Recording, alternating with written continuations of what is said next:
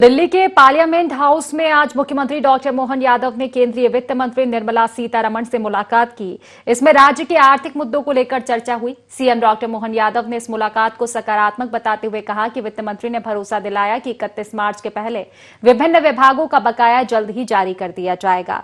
सिंहस्थ के आयोजन के लिए वित्तीय मदद को लेकर भी उन्होंने आश्वासन दिया। उन्होंने कहा कि मैं वित्त मंत्री को धन्यवाद देना चाहूंगा कि जिस तरह से राज्य के विकास में केंद्र सरकार मदद कर रही है, उसका ही परिणाम है कि हमारे विकास के काम तेजी से आगे बढ़ रहे हैं। कई मामलों में हम देश में आदर्श स्थिति में है। वहीं केंद्रीय कृषि मंत्री शिवराज सिंह चौहान से भी मुलाकात हुई, जिसमें कृषि और उद्यानिकी के कामों को लेकर चर्चा हुई है। सरसों की भावांतर को लेकर उन्होंने स्वीकृति पत्र दिया। साथ ही अरहर की 100% खरीदी को भी स्वीकृति दी है। किसान कल्याण के साथ ही ग्रामीण विकास पर भी हमारा फोकस है। पंचायत और ग्रामीण विकास विभाग के माध्यम से ग्रामीण क्षेत्रों में नए आवास देने और पुराने आवास का टारगेट पूरा करने की उपलब्धि प्रदेश को मिली है और मध्य प्रदेश की नंबर 1 की स्थिति बरकरार रहने वाली है।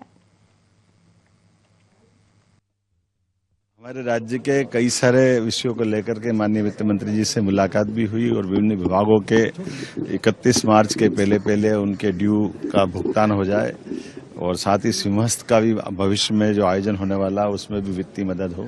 ऐसे कई विषयों को लेकर बहुत सकारात्मक बैठक हुई।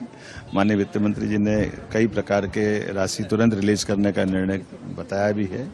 मैं धन्यवाद देना चाहूँगा माननीय प्रधानमंत्री जी के माध्यम से वित्त मंत्री जी को भी और हमारी सरकार, राज्य सरकार को जिस प्रकार से केंद्र सरकार मदद कर रही है उसका ही परिणाम है कि हमारे काम बहुत तेज गति से चल रहे कई मामलों में राज्य में है और देश में भी हम बहुत आदर्श स्थिति में हैं। इसके पहले कृषि कल्याण वर्ष हम मना रहे हैं। इसके लिए कृषि मंत्री श्रीमान शिवराज सिंह जी के साथ भी हमारी मीटिंग हुई।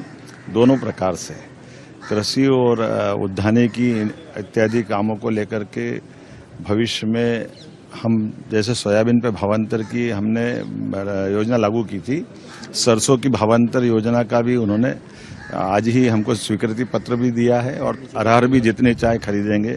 उसी के साथ साथ और किसानों के कल्याण को लेकर बहुत सारी योजनाओं के लिए हमारी विस्तृत चर्चा भी हुई और शासन की योजनाओं को लागू करने पर बात भी हुई।